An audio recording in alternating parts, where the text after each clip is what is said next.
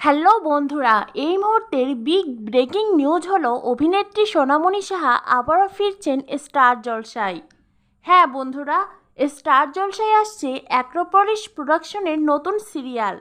আর এই নতুন সিরিয়ালে জুটি বাঁধতে চলেছেন অভিনেতা হানি বাফনা ও সোনামণি সাহা। আজকেই প্রোমো শুট হয়ে গেছে। খুব শীঘ্রই চ্যানেলের তরফ থেকে প্রোমো পাবলিশ করা হবে। হতে পারে আমাদের মহারাজ অভিনেতা প্রতীক সেনের সিরিয়ালের আগেই অভিনেত্রী সোনামণি সাহার সিরিয়াল টেলিকাস্ট হতে পারে।